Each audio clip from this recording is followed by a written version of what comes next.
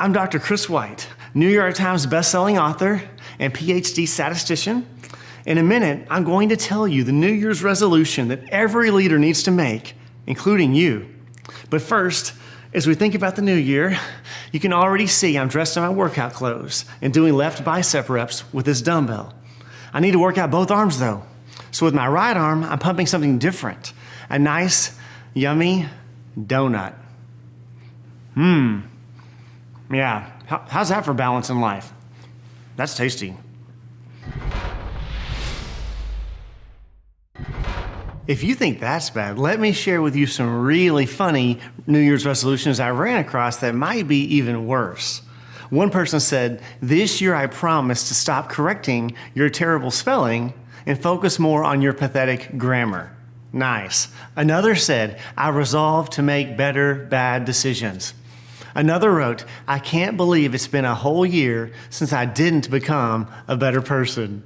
One last one. I saw a funny one where the person had marked out the old year and just wrote the new year over it, but changed 2 items on the list. He changed lose weight to lose more weight again, and he marked out stand up to my boss and changed it to find another job. Uh-oh. Well, it looks like there are a lot of bad resolutions out there. So what is this resolution that I'm suggesting every leader should have? Well, it's certainly none of the ones I've shared so far. Here it is. The New Year's resolution that every leader should have is this: know my one thing. What is the one behavior you could focus on to get better? What is the number one personal constraint you could zoom in on and make progress? Do you know what yours is? Are you 100% sure? An equally important question right now is why? Why does knowing my one thing really matter that much? Should you just take my word for it? Well, let me answer that by giving you the 4 categories of people attempting to answer this very question. What is my number one constraint? You fall into one of these 4 groups. Group 1, they don't know. They don't know what their one thing is. Well, uh-oh, if you don't know it, then you can't grow it. Group 2, they know what their one thing is, but they're wrong. Uh-oh, that's not good. They're moving sideways or maybe even backwards. Group 3, they know and they're right, but they don't have a plan. A lot of us are in this category. We have a good idea of what to work on, but we just don't know where to start.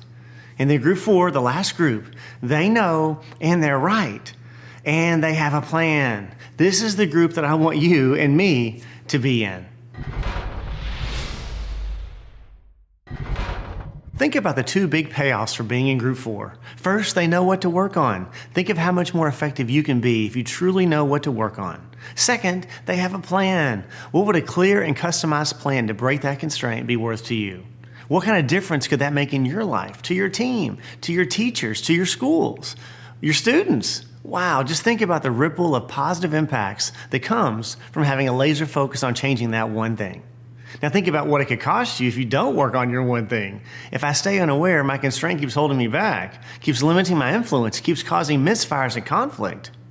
Well, maybe you aren't sure what your number one constraint is. Or maybe you are pretty sure, but you aren't sure how to tackle it while still being true to yourself.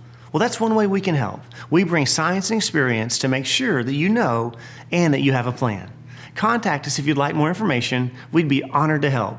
Another way to get started would be to click the link below to download our Overcoming Personal Constraints ebook that I co-authored. While you think about what your number one thing is, I'm going to finish my workout with a few more reps of this donut.